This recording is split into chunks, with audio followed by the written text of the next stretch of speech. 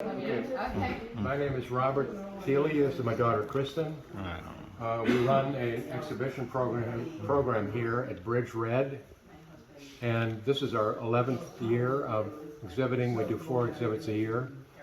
We specialize in artists who don't have representation here. We're not recently had a museum show, and we obviously are thinking the best artists in town.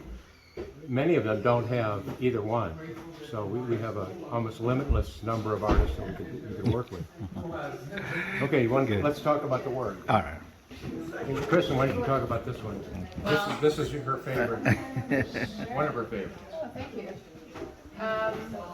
No, I love, first of all, Bayanga. I'm a painter. Wow. And when I saw Bayanga's first piece, it was in a group show, and I couldn't stop thinking about it since that time, and I thought we need to do a show of his paintings. We just have to have a solo exhibition to see and have access to all of this beautiful work.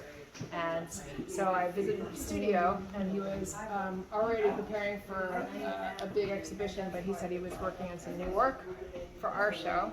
We agreed to do a show. And so I was kind of just as surprised to see this as anybody else, because it was all brand new work.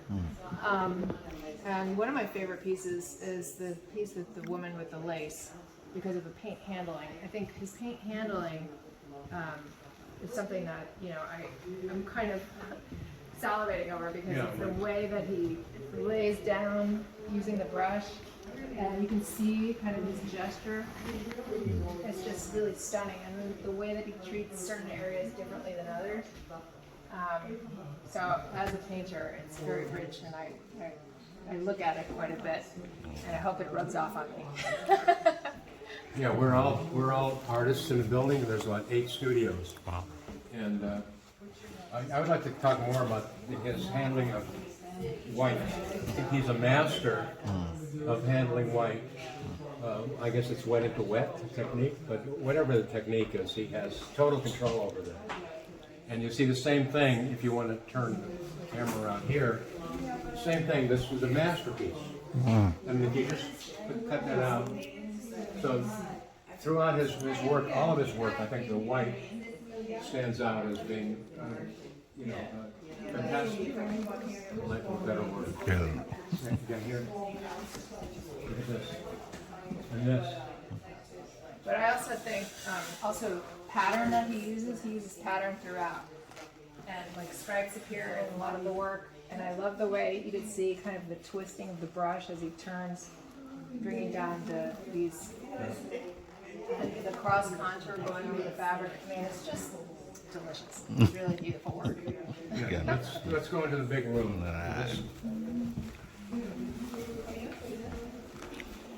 This is my absolute favorite. Let me point it over. Now, when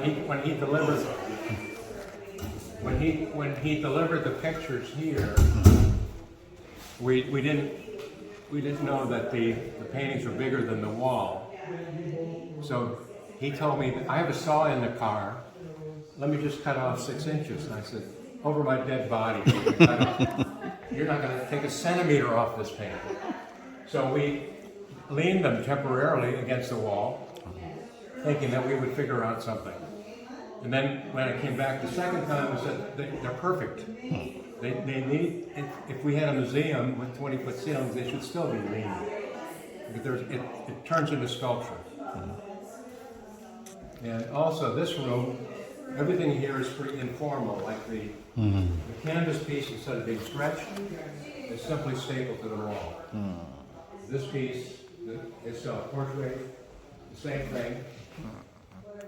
And then the one behind you is also, so there's a spontaneity about the way he works. And I think in terms of the installation, I think it reflects his spirit and his spontaneity. Again, look at this, the white. The white is cascading out of the picture. And then the relationship between the dark spots.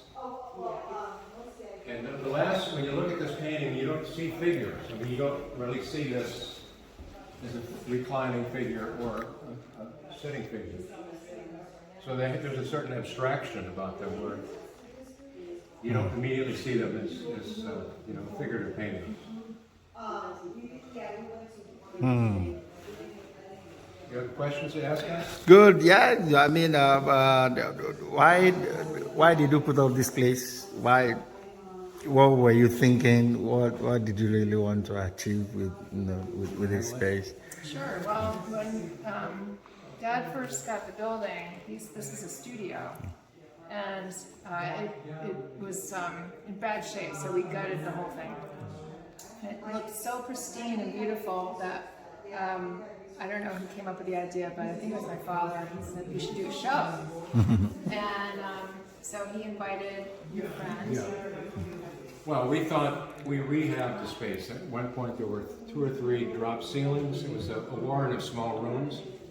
So we moved everything out, threw everything out the window. Now the window's gone. And we were going to rent it because we had a mortgage to pay. I did. And then I said, well, let's have one show, one exhibition, then we'll rent it out. And it was the work of Salvatore La Rosa, who I went to school with, who is, I think, one of the best painters in Miami, but nobody sees his work. He's totally underground. He doesn't respond to other dealers wanting to show his work, museums, he keeps them all at arm's length. So he allowed us to show his work. We had the whole thing, including the 2 small spaces, a retrospective of 30 years. And the work, everybody said, where did this guy come from? Nobody had seen his work. No. And that's pretty much the response that we get. Like, people will see Ubunga shows and not respond the same way. They say, where's this guy been? How come I haven't seen his work? So we assume and we hope that the PAM will come, and the MoCA will come, and the Fort Lauderdale Museum will come. And we feel best when this work goes from here into a museum or a gallery. That's basically our mission, is to show the best work we can find. And if everything works out, move it on up the line. That's good. Thank you. And I'm sure the society is getting better for it, for the effort. It's hit and So miss. far. The museums are not real active, and leaving their comfortable desks and actually going into the community. You can't put them. Once in a while, you will see a curator or a director, but not often enough. And the same thing with the galleries in town. There are 2 or 3 major galleries that every artist seems to gravitate toward or want to show there. But again, they have a kind of a closed shop. They show only a few people, and we don't see them here as a rule. So again, there are 2 or 3 artist-run exhibition spaces in town, which is very unique to Miami. You go to most towns, you don't find this kind of activity where artists are running the space. Like, we have total control over what we're doing here. So that's I think a characteristic of Miami, is that because the museums and galleries are not covering all of the area, artists are taking it into their own hands to do it. Wow. Okay. Lastly, going forward, what do you think we can do to curtail that problem?